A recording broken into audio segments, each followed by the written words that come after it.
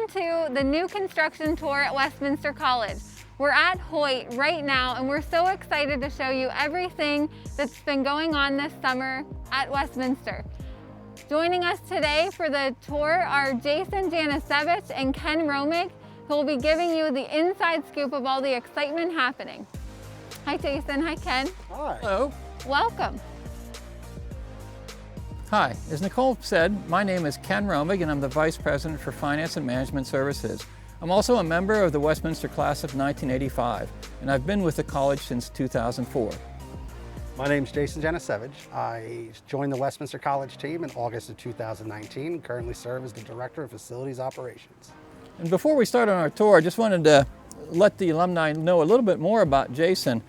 He joined us, as he said, in August of 2019.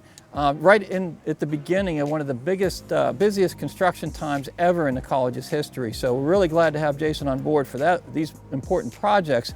In addition to that, the pandemic has also put a lot of extra work on us as well, and Jason's been a key member of our pandemic preparation and response team. So I just want you alumni to know that Westminster College is truly blessed to have Jason in this role on our campus. What have you guys been up to for the past couple months at Westminster? Really, we've been up to two major projects here on campus. The first that we're going to take a look at in a minute is the Hoyt Science Center addition. This is the third phase of our Hoyt Science Center renovation. The other major project is a Titan Corridor project, which is, this year it represents major improvements to our athletic fields. I'd like to begin by talking a little bit about the Hoyt Science Center project. To start with, every successful construction project requires a great team.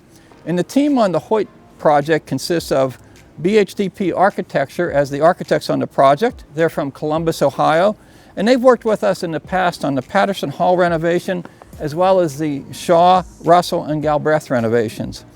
The general contractor on this project is Thomas Construction from Grove City, Pennsylvania.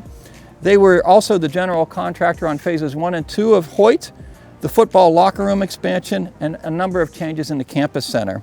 The Thomas team also includes Brian Voidick, who is a member of the class of 1986, and he serves as the project manager for Thomas. Representing the college is Jason. He serves as the college's primary representative on all the construction decisions, as well as the science faculty have been heavily involved throughout the design process of this addition. And finally, I'd like to also mention the Borough of New Wilmington. We've had to move a number of utility lines and had to get a number of easements for this project, and they've been very responsive to our needs, so we appreciate that very much. So throughout this tour, before we had this event, we asked alumni to submit questions so that you could answer throughout the tour. So one of the questions was, how has the pandemic affected this project? Can you answer that? Sure. With the Hoyt Addition project, it had a very dramatic impact. We were in the process of building the building, and we were almost finished with erecting all of the structural steel for the addition when the governor's order came through to stop all construction. So all construction came to a complete stop for a 6-week period here on Hoyt.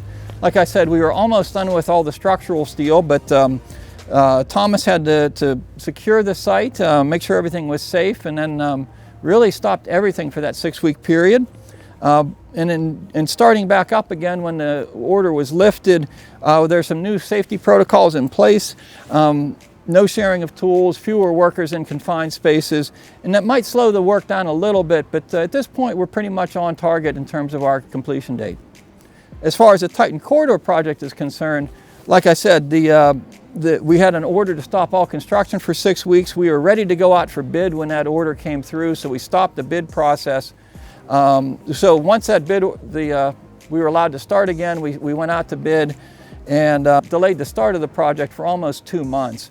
It also slowed down the approval process for the baseball field. That was the last field to be designed, and a lot of state and county officials were working from home, so it just took a lot longer to get all those approvals in.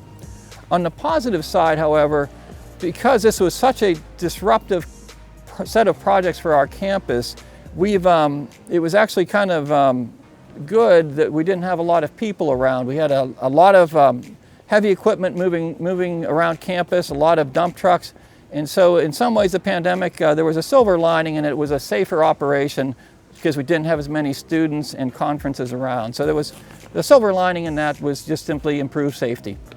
Great, thanks so much. I do have another question from an alumnus. She asked, how many acres are currently under construction on campus? I look around and I see dirt everywhere. Yes, at present with all the Titan Corridor projects with 3 major fields and the Hoyt Science Center project, we have about 15.8 acres under construction. And what is the long-range timeline of these campus projects?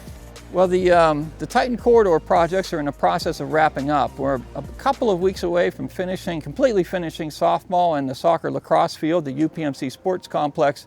The baseball field is probably going to take us until November to get all the details done there. In addition to that, we have to relocate our throwing events for track and field, which we hope to get done this fall as well. The Hoyt Science Center addition will be done, the Phase 3 will be done sometime next spring, probably late March. And we're also going to start beginning the planning for Phase 4 of the Hoyt renovation. Great.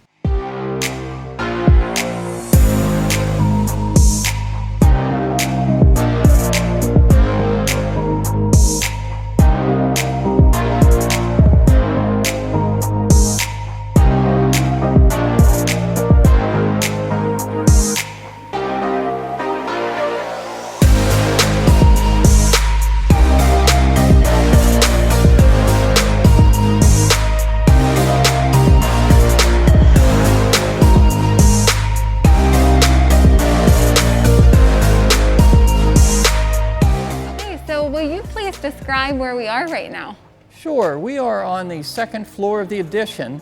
So if you can picture this in the future, you're going to enter behind Jason through the School of Nursing area off of Majoris Lobby. That's going to enter into this hallway. There's an organic chemistry lab, an analytical chemistry lab, and then we're in a lobby area next to the atrium that's soon to be completed. It's a beautiful space for students to gather. We have some student work areas where they can work with each other and as well as with faculty. So again, it's going to be a great student gathering space here in the central atrium. So you mentioned Majoris Lobby. Can you tell alumni and Titans about the most previous phases of the Hoyt renovation? Sure. To start with, the building itself, the first phase of Hoyt was constructed and opened in 1974 for $2.7 million. What we were facing was an aging infrastructure for that original building. It pretty much had all of its original equipment for key systems such as heating and cooling. It also had very old chemistry labs. They were outdated and really not in keeping with how we study sciences today. So we actually had a lot of issues that needed to be addressed in those existing labs. In addition to that, we really needed more space for our sciences. As I mentioned, we have a new program in nursing, or a fairly recent program in nursing studies, which has been tremendous for us. We've also seen growth in environmental studies, environmental science and environmental studies. And we also had a lot of growth in our neuroscience program, which is fabulous. And we also want to have space available for new programs in the sciences, possibly exercise science, and maybe additional fields in nursing.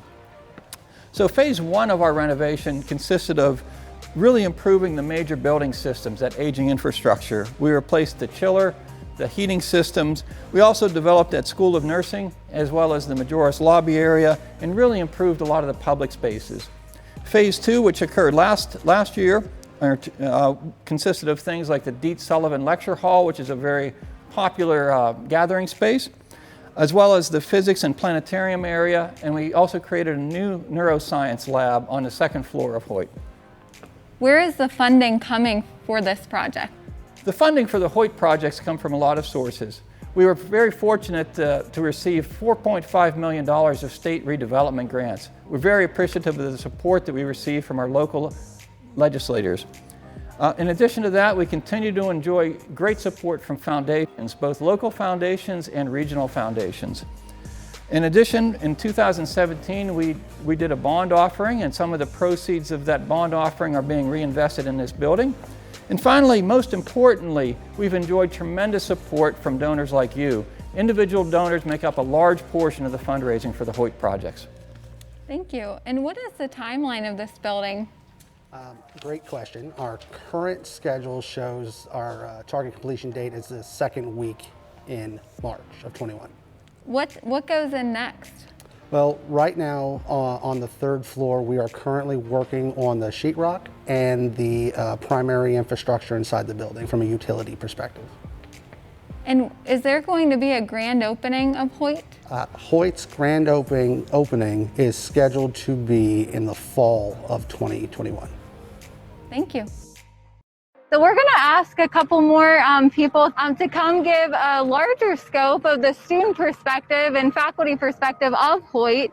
So if you would just introduce yourselves. I'm Dr. Pete Smith. I am professor of chemistry and chair of the Department of Biochemistry and Chemistry. I'm Kelsey Kraft, and I'm a chemistry major here at Westminster. Awesome. So you guys have a great new space to kind of dig your feet in and get acquainted with some really great learning possibilities. So how will this impact the student experience? Students now are in the chem labs on the third floor, kind of learning how to make do with what we're doing and taking that good old liberal arts education to good use. The new addition will have new labs for us, will provide more equipment for us to use and further our studies and being able to do what we can do. Great. And so I got this question from an alumnus, but how is Hoyt changing for computer science? So computer science, there was a few renovations that were done a couple of summers ago. The computer labs were moved out of the ground floor up to the new second floor space and remodeled for that. And a robotics lab and maker space were also created for computer science at that same time. Great, thank you so much. And what advancements are you bringing to the science labs? So if you've ever been in the chemistry labs, you know that there are two main teaching labs there that are fully open, and that is just not a really good design now for teaching chemistry. And the research labs are very, very small closet type spaces. And so actually the labs as they were designed 46 years ago are reverse from the way that we actually are teaching chemistry now. Now, when we move into our new space, we're going to have 6 dedicated labs that are standalone labs so that we're not trying to teach very different chemistries in the same space. It'll be a lot safer, it'll be a lot more secure. But our research space, instead of being isolated in closets, our research space is going to be totally collaborative and open so that the students and the faculty can all work together on projects. Great. So what are the key elements that you guys are most excited for this building? I think the new lab technology, being able to do what we want to research in, will be something very excited we'll look forward to. I'm excited that we're going to have a dedicated space for each of the different disciplines of chemistry where we can do the actual experiments that need to be done in a very safe and secure place. That's going to be really exciting for us. Yeah, so you're talking a lot about different models. As the time goes on, different models are kind of adopted in science and how you teach science. So how were the faculty consulted when you were making these decisions for how this looked? Absolutely. So we've been working with the same architect firm for a number of years. There have been regular meetings with the architect through a group of faculty, myself included, and some other faculty, and we would brainstorm ideas, and then we would take that back to every faculty in the departments who are being impacted by construction to get that feedback to take back to the architects and the design firm. So faculty have been consulted all the way through, and we've actually made quite a bit of changes based off of what the faculty have suggested. That's wonderful. Well, thank you so much, Kelsey and Dr. Smith. We really appreciate your feedback. Thank you. Thank you. Next. We're headed over to the baseball field now. Hey. Can you tell us a little bit about these projects? Sure. As Jason drives us over to the baseball field, I'll tell you a little bit about the Titan Corridor project history. We began the Titan Corridor with some studies that were commissioned by the Athletics Advisory Committee of the Board of Trustees. In recognition of the fact that 50% of our students are student athletes, when you consider also the number of students that participate in band and cheerleading, it really represents a very large portion of our undergraduate student population. We recognized that we had to make improvements to our fields. In some cases, like the baseball field, we simply needed more space and had to make improvements to other things like drainage in order to make it a more useful field. So we came up with a plan which involved moving pretty much the soccer soccer and lacrosse field, the softball field, and the baseball field to make them all better facilities for our students. The first phases of the Titan Corridor project was actually consisted of improvements to the field house. I've done a lot of work inside the field house. If you get back on campus, I'd highly recommend a tour of that to see things like the Claire Student Lounge, where students can study and handy to their to the field house and to where they're working out. The current phase of the Titan Corridor project consists of what we call the UPMC Sports Complex, with its soccer lacrosse field, and additional sports athletic complexes up there, and also the baseball and softball field. Ongoing is afterward,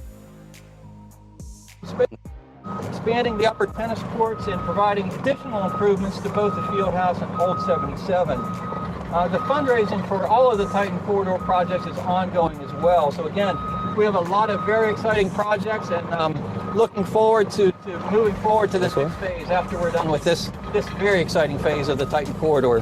Great, well thank you so much, Ken. So we're at the baseball field.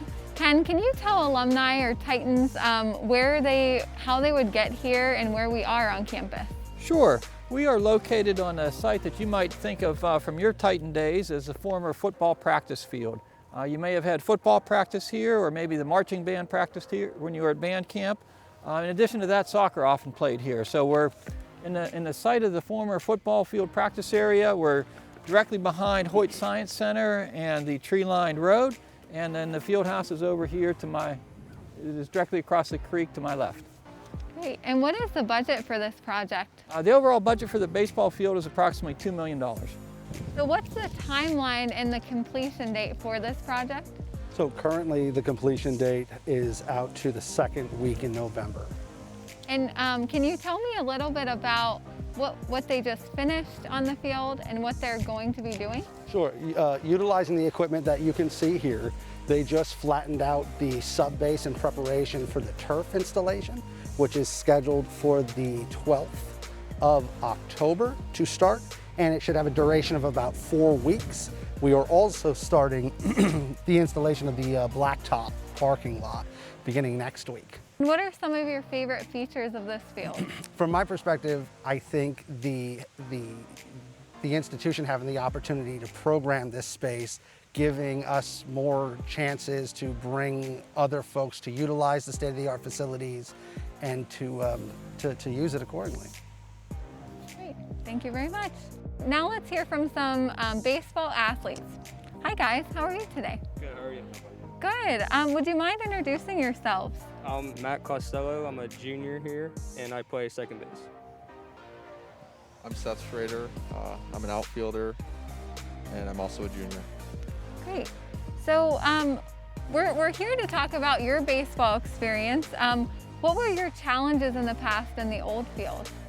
One of the big things with the old field was that when it rained, because it was sort of sitting right in that lower part of campus, it flooded really easily. So hopefully having the turf will alleviate some of the issues we had with the water on the field and just being able to get out here and practice and play more often.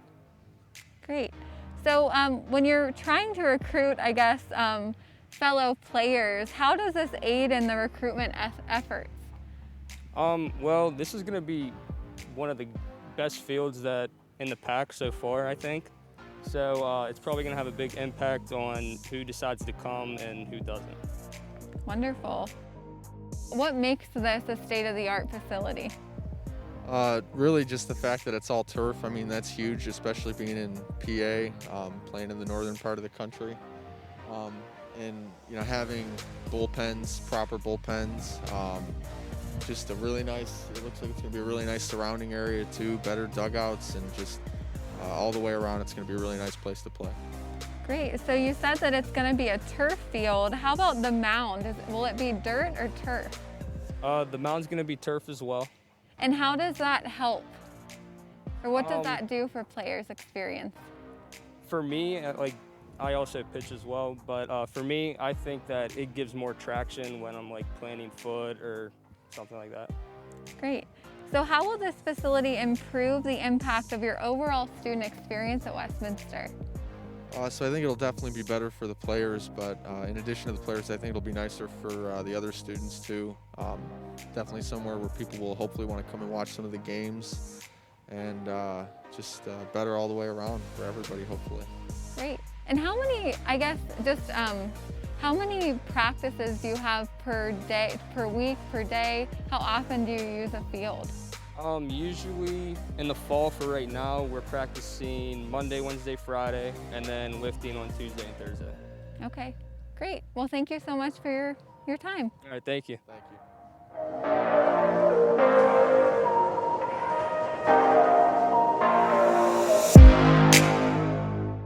This past summer, last summer, we resurfaced the track, so we have a brand new surface on the all-weather track. In addition to that, we replaced the artificial turf on the football field. So it was great. That field has gotten a lot of use. That has been the home field, of course, for the Westminster football Titans, as well as oftentimes being used as a home field for men's and women's soccer and men's and women's lacrosse, as well as hosting marching band practice. So we had 5 athletic teams and the band, and sometimes it was a rain location for softball and baseball practice. So we are really excited about the prospect of adding another all-weather surface, a field that can be the home for the men's and women's lacrosse and men's and women's soccer, and just be utilized by students in all different fashions, both on athletic teams for intramural sports and other student activities. And I would point out that the lacrosse soccer field will also have lights. So it's great to have 2 lit all-weather fields available for our students.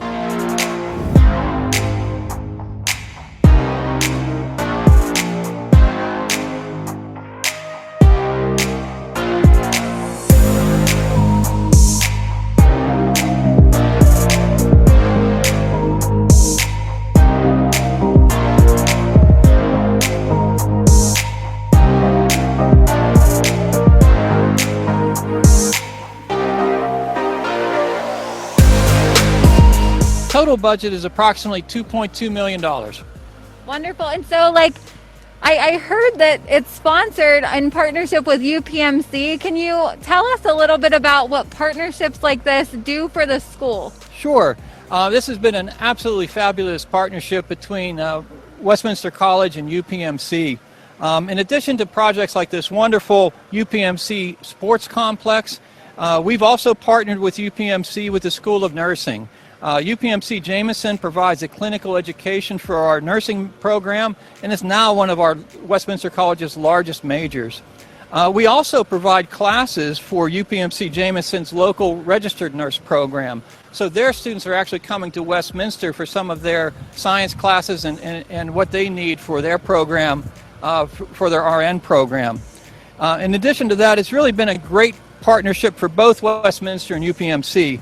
We benefit by getting great students. We've had really terrific students in our nursing program, and UPMC benefits because they get to hire our students for their facility. So again, it's really beneficial for both parties, and again, we really want to express our appreciation for this terrific UPMC sports complex. Wonderful. So Jason, what is the timeline and the completion date of this project? So the completion date for this particular portion of the project is also mid-November. Wonderful.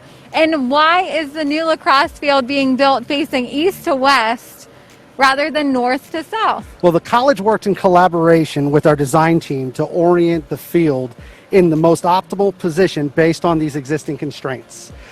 When we evaluated the locations, we wanted to pull out the positive components. So if you take a look on this side of the field, you'll see that Russell Hall is right here. So we wanted to tie the academic the residential component to the athletic component.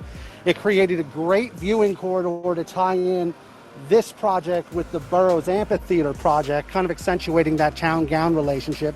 And it also granted us the opportunity not to disturb the naturalization in and around McClure's Run. Okay, wonderful. Thanks for answering that.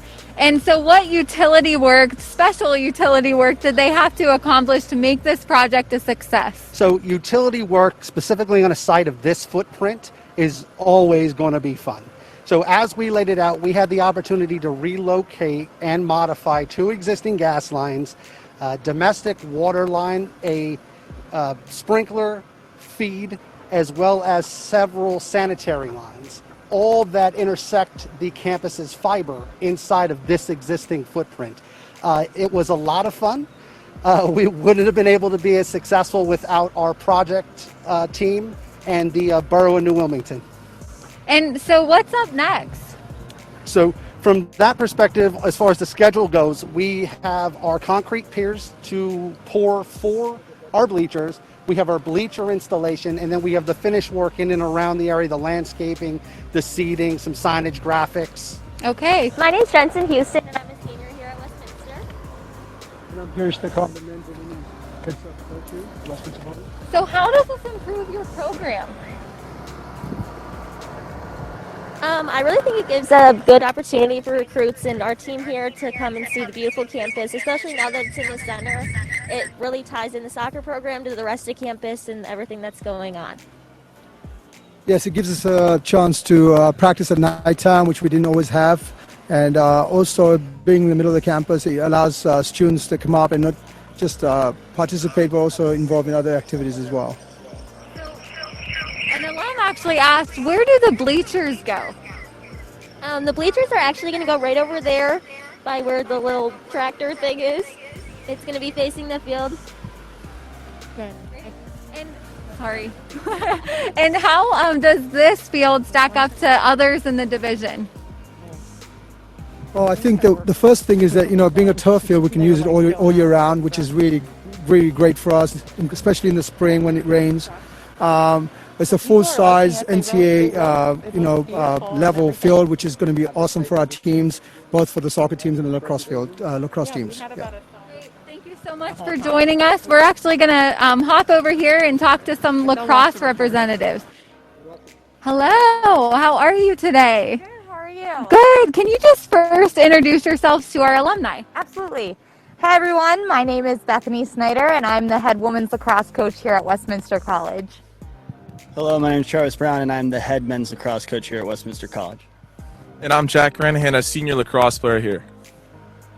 Thanks so much. I'm just wondering, so lacrosse is a budding program here at the college, and how does this help to bolster some success for your future? Start out with Travis. Thank you. Big thing for us is it shows the guys when we tour them around campus that we really do have administrative support here at Westminster College in our athletic department. We're still a young, growing program. We're only entering year 6 right now. We've had a brand new stadium built in just 6 years. We've had great locker room renovations. So I think just showing future recruits what that will look like and showing them that we have administrative support really helps us moving forward. Bethany, do you mind sharing your favorite attribute of the new stadium? Absolutely. So my personal favorite part about our brand new stadium is the fact that it's located on campus right in the middle of all of our festivities here. So we have our softball field right next to us, Bury Stadium's just on the other side of the Memorial Field House. This is really a great location for friends, family, everybody to get involved in our sport specifically because it is a newer program here. From a student perspective, how does this change your student experience? Well, for years we've had to share the field with other sports teams. Coach can attest, we've had 5 a.m. practices, so I like sleeping in a little bit more than usual, so this definitely helps that out. Wonderful. Well, thank you so much for joining us. We really appreciate it. Thank you. Thank you.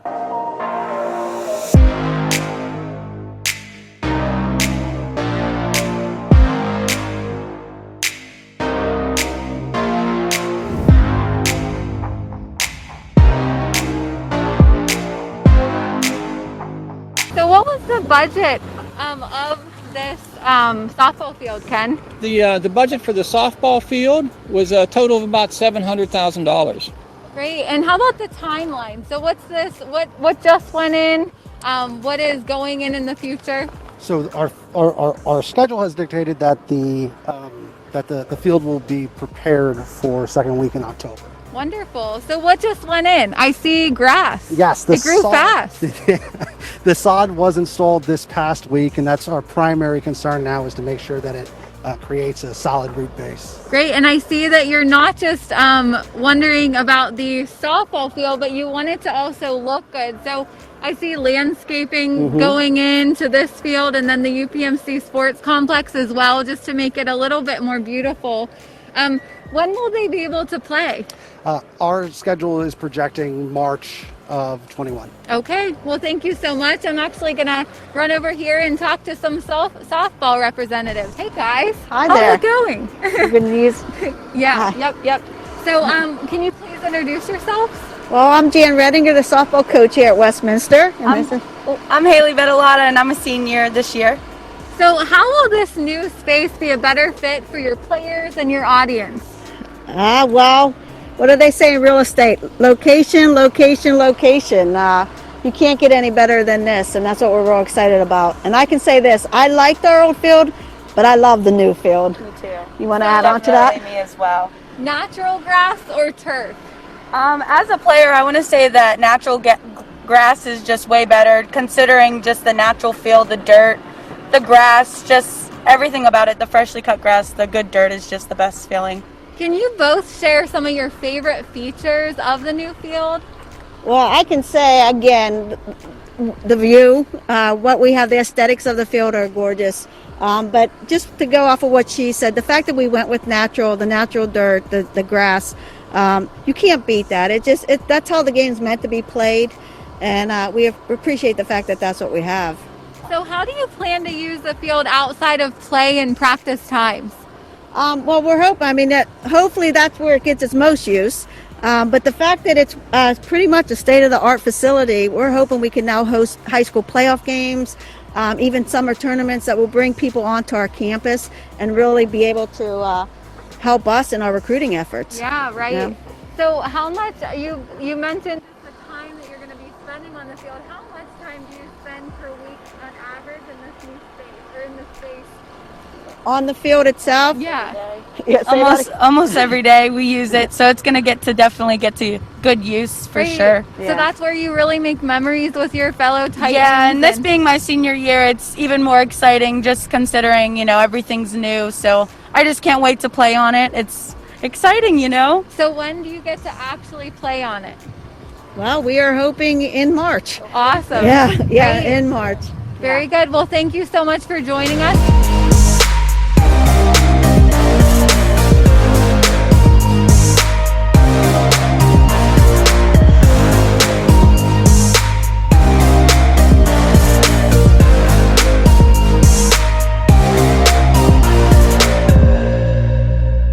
And now Ken's going to give you an inside look at the Bill Rankin Golf Center.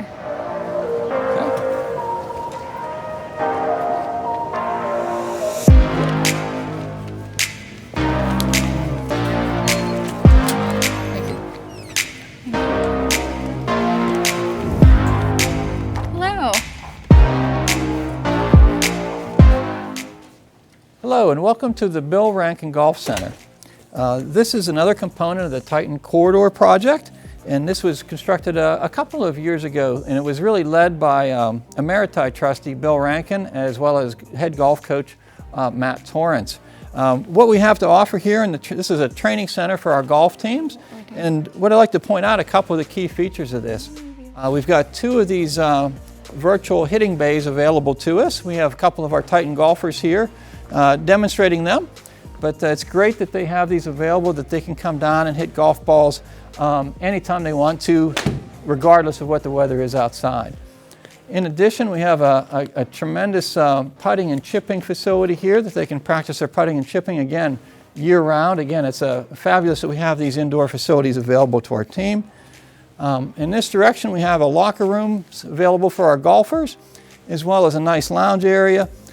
In the back, we have rooms available. We have a training room available for conditioning, and most importantly, we have a study room available for our golfers over here. So again, really thank all of the donors that made this such a fabulous space for our Titan golfers. It allows us to practice all year round, so we can practice all the time, any time of the day in between classes and everything, which is really awesome, and come down here and study and everything like that. So we have our own space, and it's good for bonding with the team because it's only golfers in here, so we get to interact with the other golfers and really get to know each other.